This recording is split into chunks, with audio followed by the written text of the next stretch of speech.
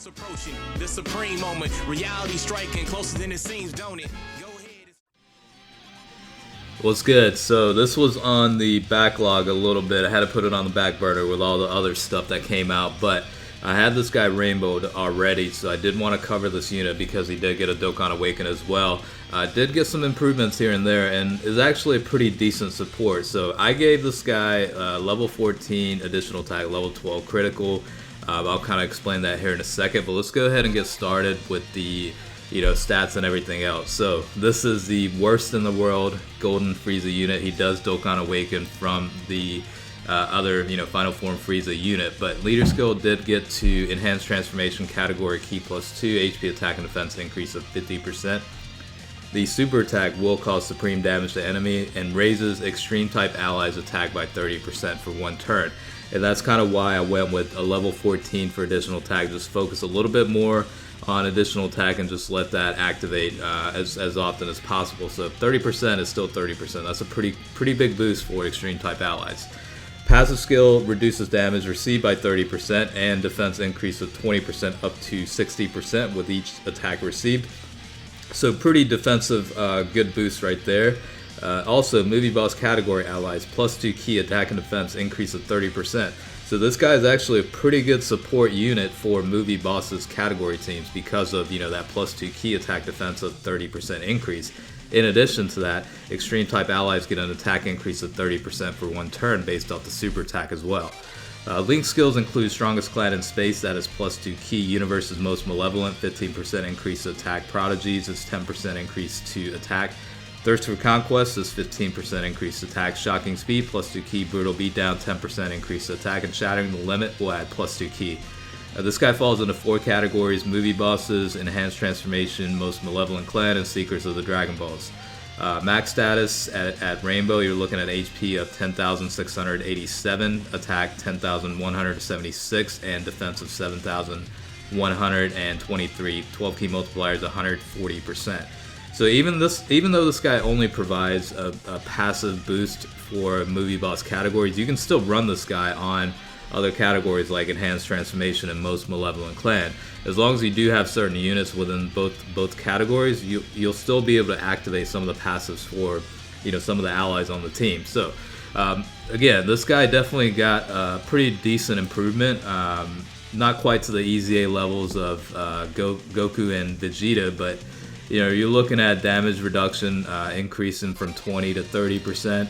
The super attack, attack boost for extreme type allies boosted up to 30% versus 20% prior, and the movie boss category key boost and attack and defense boost also increased from 20% to 30%. So essentially, you're looking at quite a bit of layering of attack boost in addition to defensive boost for the rest of the team. Now, again, this guy is able to reduce damage taken by 30%, and defense does increase up to 60% for every attack received as well. So he's definitely a decent option for the movie boss category team. Now, the question is, do I want to force his way in when I've got several very good units within the category? I mean, I run movie bosses quite a lot, and I do have specific lineups when I do run teams, and I've already got 2 variations of team builds to maximize the overall team's output. But the question is, do I force in a slot for him to benefit the rest of the team? I mean, the bottom line is I probably won't use him as much because I do have a pretty solid movie boss team. But if you're lacking, a supporting type unit, either on the movie bosses or enhanced transformation or even the universe's most malevolent clan, this guy definitely fits the bill. I mean, again, you're talking about a 30% increase to attack for extreme type allies from the super attack, and then on top of that, you're looking at a +2 key and attack and defense increase of 30% from the passive for movie boss category allies. So those numbers add up very quickly, and I'm sure you saw in the video here that a couple of the units that did super after the Golden Frieza unit activated the super and the passive's already active, their attack potential definitely does get up there.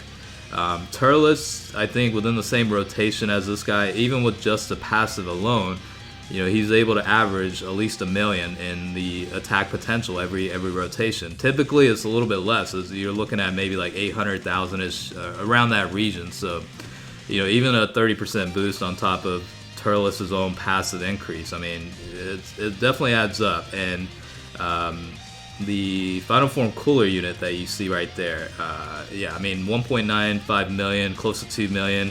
Yeah, it's definitely a little bit, not a little bit, but a lot higher than what it would typically be. I think on average he would be putting out maybe around like 1.5 million potential, and he's at 90%. So we're gonna give Dokkan mode to Janemba here just to see how much of an impact these two guys in the rotation are.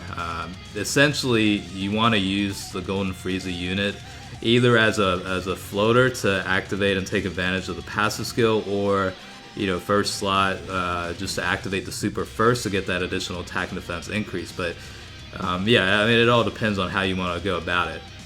So yeah, 4.5 million with the critical with the Dokkan mode. So yeah, I mean, it definitely does make a difference. This is actually a pretty good rotation right here.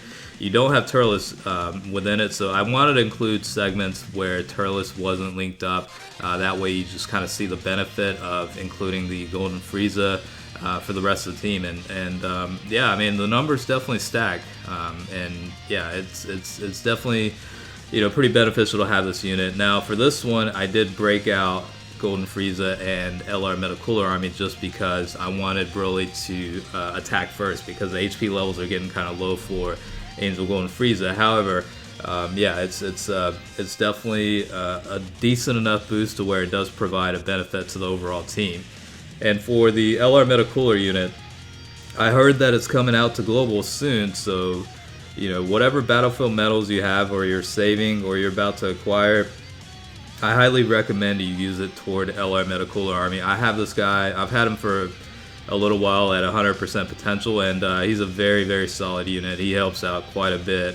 Very good unit, and beneficial to have on a variety of teams, honestly. I run him on Movie Bosses, Universe's Most Malevolent Clan. Predominantly those two teams are what I like running this guy on, and very solid unit.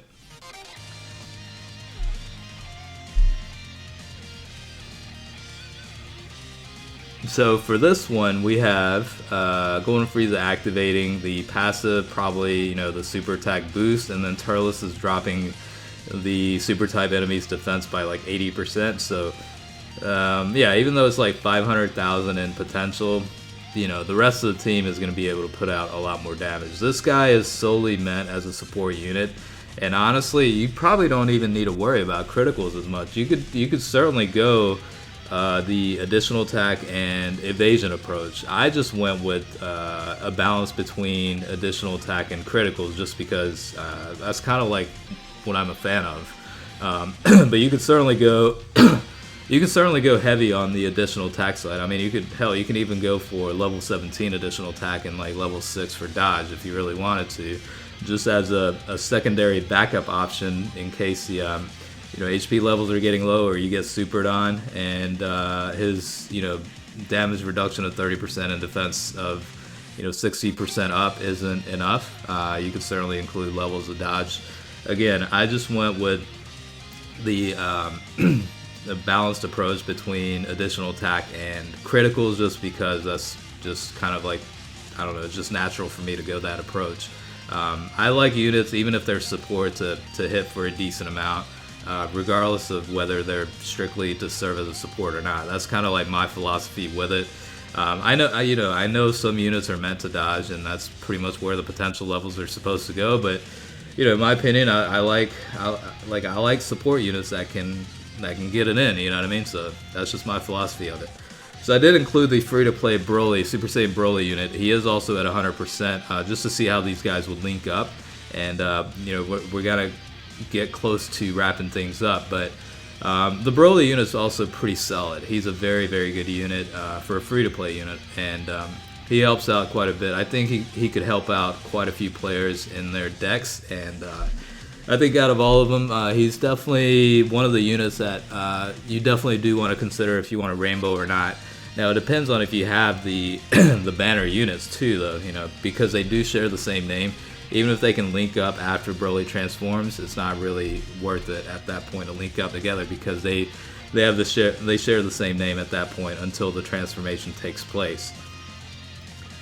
So this is a pretty good one. Everybody is boosting each other pretty much. You've got Turles, you've got Golden Frieza, and then you got Metal Cooler, each providing at least a 30% increase to attack for their allies on top of a key boost. So it's like a crazy rotation. And fortunately there was enough HP left for Golden Frieza to attack.